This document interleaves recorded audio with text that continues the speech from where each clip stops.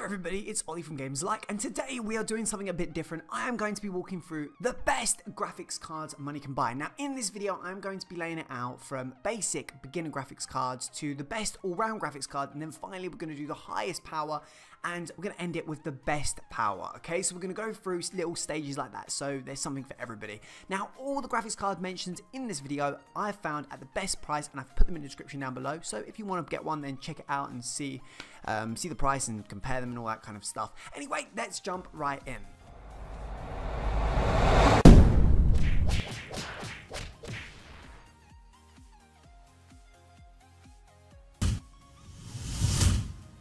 So we're going to be kicking this off with the GTX 1050 2GB GDDR5 may I mention graphics card. Now this graphics card costs around about $180 and is a perfect one for beginners. Now this will play most games. Now you're not going to have full HD 100 FPS plus and all that kind of stuff, but this will still be able to play games like Overwatch, Call of Duty, Battlefield perfectly fine, and it's perfect if you're building a good little custom model to work on and game on in your part time, and is one of the graphics cards that I would recommend especially for beginners building a rig.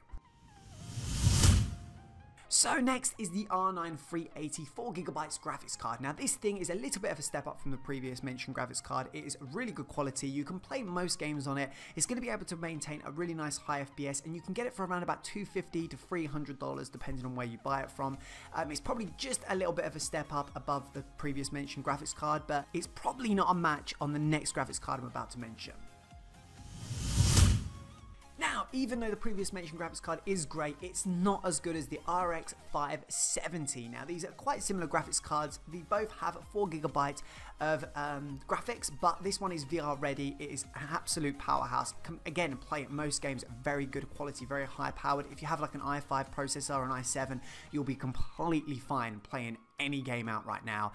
Really high spec, and as I say, the price is pretty good. It's about $360 to $300, maybe $90, but you can definitely get it cheaper. Like I've seen it for places for $300 before. It's just an all-round really high quality graphics card, and I really do recommend it. So now we're going to jump right in, and I'm going to give you the best all-round graphics card. Now this is the graphics card that is great for power and is perfectly mid-range, so most people can afford it in their new gaming rig. Now this is the GTX 1060. Now you can get this in three models, the 3GB and the 6GB, and it ranges from about $250 all the way up to around $400 depending on which model you get, and it is a powerhouse. Now this is probably one of the best graphics cards ever made.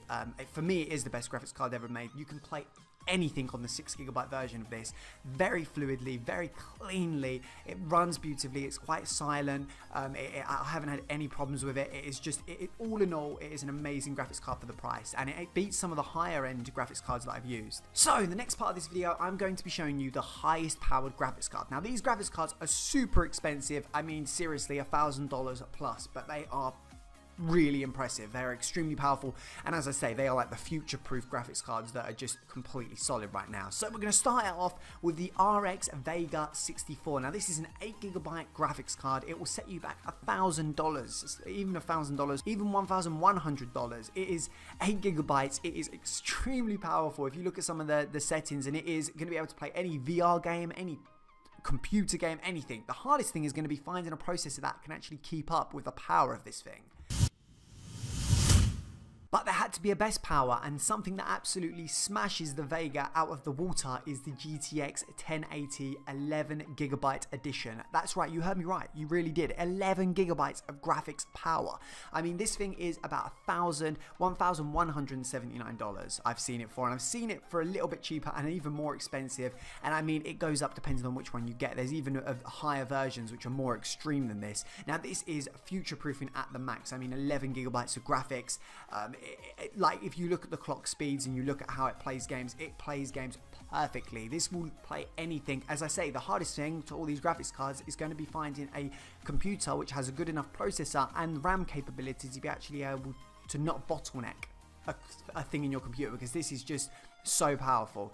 But anyway, I would like to know what your opinion is. Do you think it's better to get something like the GTX 60 and have it in SLI configuration and have 2 of them or 3 of them or 4 of them? Or would you rather splash out the extra cash and have one big unit that cost you $1,000 and was like a GTX 1080 or something? I would love to know. Anyway, I hope you've enjoyed this video. If you have, please leave a like, maybe subscribe, maybe do all that stuff. Remember, all the graphics cards are in the description down below. Have an absolutely amazing day. See you later. Bye.